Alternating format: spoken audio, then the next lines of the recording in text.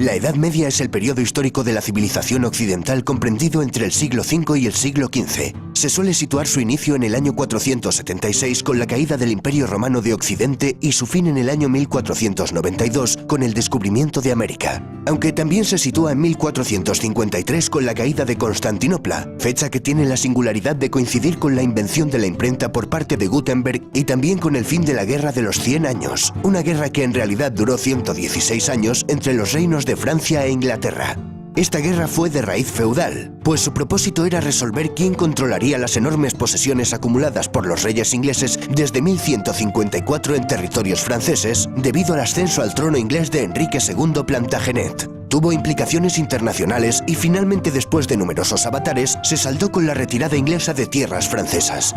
En la Edad Media se sustituyó el modo de producción esclavista por un modo de producción de servidumbre feudal. También se fue produciendo una descomposición de las estructuras centralizadas del Imperio Romano que dio paso a una dispersión del poder. En lo ideológico y cultural se produjo un mestizaje de la cultura clásica con las culturas monoteístas cristiana e islámica, cada una en su espacio. La Edad Media suele dividirse en dos grandes periodos: temprana o alta Edad Media, siglos V a X, y baja Edad Media, siglos XI a XV. Como hemos visto, la Edad Media duró unos 1000 años y en 1000 años ocurren muchas cosas. Por un lado, en Oriente tenemos la historia del Imperio Romano de Oriente, apodado como el Imperio Bizantino, con la capital en Constantinopla, donde se hablaba griego. Desde aquí se cristianizarán los pueblos eslavos como los serbios, los búlgaros y los rusos. Por otro lado, en Europa occidental tenemos a un montón de pueblos germanos, bárbaros para los romanos, procedentes del norte de Europa, que fueron descendiendo en sucesivas oleadas hacia el sur y se fueron asentando formando reinos. Estos pueblos aseguraron y fusionaron con su cultura muchos rasgos de la civilización griega y latina, adoptando el derecho romano y el cristianismo como religión oficial. En el año 620 en la Meca surge la figura de Mahoma, que crea una religión monoteísta, el Islam. A su muerte en el 632, la península arábiga era ya en su mayoría musulmana. Sus sucesores tomaron el título de califa e iniciaron una expansión territorial que llegó desde la península ibérica hasta la India. La presencia de los musulmanes como una civilización rival alternativa asentada en la mitad sur de la cuenca del Mediterráneo, cuyo tráfico marítimo pasan a controlar, obligó al cierre en sí misma de la Europa occidental durante varios siglos. Para algunos historiadores, este hecho significó el verdadero comienzo de la Edad Media.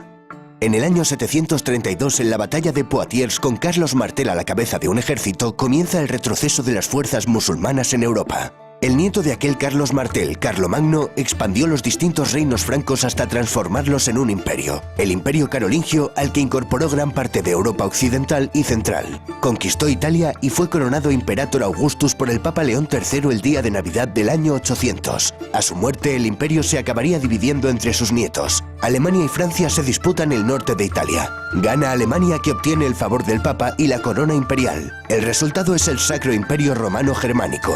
En el año 962, el rey alemán Otón I, llamado el Grande, es coronado emperador. Tras la desintegración del Imperio Carolingio y el fracaso del proyecto político centralizador de Carlomagno, la debilidad de los reyes se hizo evidente. Sus sucesores se vieron obligados a ceder gran parte de su autoridad a los condes y marqueses para obtener su apoyo. Para asegurarse la lealtad de estos nobles, los monarcas les entregaron tierras, los feudos. Por otro lado, las invasiones de vikingos, sarracenos y húngaros aumentaron la inseguridad general, lo que obligó a los reyes a encomendar a los nobles la defensa de sus territorios. Nace la figura del caballero. El feudalismo alcanzó su madurez en el siglo XI y tuvo su máximo apogeo en los siglos XII y XIII. Su cuna fue la región comprendida entre los ríos Rin y Loira, dominada por el Ducado de Normandía. Por feudalismo entendemos al sistema basado en una serie de lazos y obligaciones que respaldan compromisos generalmente militares entre un hombre libre, el vasallo, y otro hombre libre en situación superior, el señor. El vasallo juraba fidelidad a su señor y se comprometía a cumplir determinadas servidumbres, principalmente de auxilio militar y consejo político, auxilium et consilium, recibiendo como contraprestación un beneficio, habitualmente el control y jurisdicción sobre la tierra y la población de su feudo o señorío. A esto se conoce como vasallaje. El vasallaje se confirmaba a través de dos ceremonias, el homenaje y la investidura. La posibilidad de que un vasallo tomara bajo su protección a su vez a otros hombres que pasaban a ser sus vasallos estableció una red piramidal de relaciones vasalláticas. Al final del vídeo veremos cómo era la típica pirámide de una sociedad feudal. Acabamos de ver cómo se pasó de un Estado romano basado en el poder central y un vasto territorio a un Estado basado en vínculos personales fragmentado en los distintos feudos. En ellos, el señor acapara las funciones propias del Estado, como por ejemplo legislar, imponer impuestos y administrar justicia. La tierra adquiere una enorme importancia económica al disminuir el comercio y la circulación monetaria. Por eso, la agricultura es la base de la economía feudal, una economía de autoconsumo. La vida rural predomina frente a la urbana.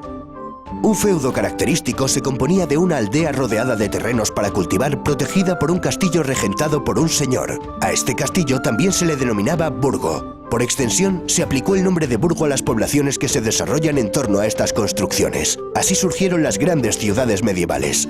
A los habitantes de estas nacientes ciudades se les llamaban burgueses, naciendo el término burgués. A estos centros acudían los campesinos a vender sus excedentes, cereales, frutas, carne, a la vez que compraban artículos de uso cotidiano elaborados por los artesanos, herramientas, cerámica, ropa. Se fueron creando nuevos barrios de artesanos y mercaderes que se agrupaban en gremios.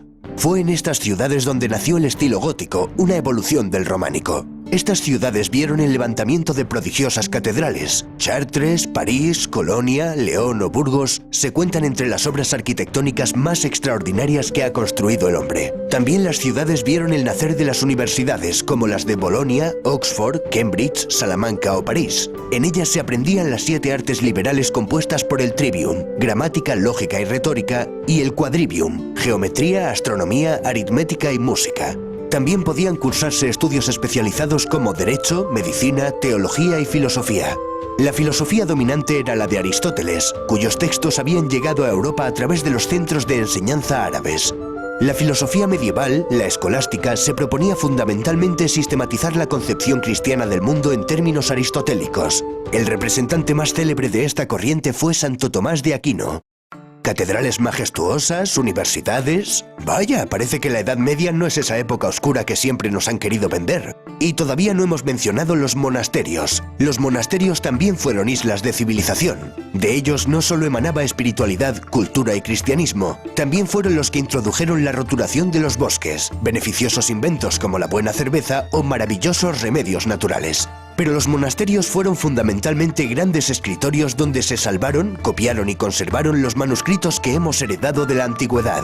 Estas islas de civilización no eran lo común dentro de la sociedad medieval. La mayoría de la población era analfabeta. Aquí los juglares y trovadores jugaron un papel muy importante. Eran músicos y poetas que divulgaron oralmente las hazañas épicas de héroes. La Edad Media es la época de los grandes caballeros y los grandes cantares de gesta como el cantar de Mio Cid, la canción de Roldán, Beowulf o el cantar de los Nibelungos.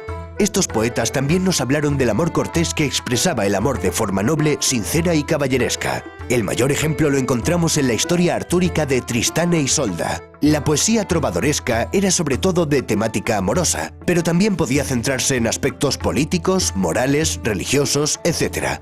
Otro de los temas podía ser el de las cruzadas, una serie de campañas militares con el objetivo de restablecer el control cristiano sobre Tierra Santa, el territorio geográfico que comprende todos los sitios en los cuales se desarrollaron escenas bíblicas. Para terminar, veamos cómo era la pirámide social de un régimen feudal. En lo alto de la cúspide se encontraban el emperador o los reyes. Para el siguiente escalón vamos a establecer 2 columnas diferenciadas, pues la Iglesia constituía una jerarquía paralela a la nobleza. Dentro de la alta nobleza tenemos a duques, marqueses y condes cuyos títulos derivan de gobernadores del Imperio Carolingio. Un escalafón más bajo tenemos a varones, caballeros, etc.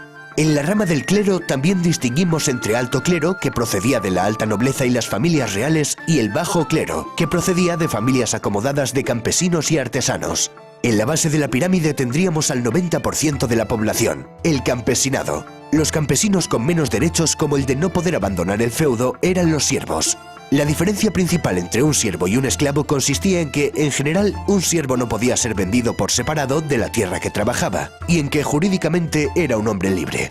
Era una sociedad profundamente estática, ya que cada individuo permanecía en la clase social en la que había nacido. Las injusticias que comportaba esta jerarquía eran compensadas por la religión. Toda situación de desventaja en este mundo se compensaba con una situación de ventaja en el siguiente.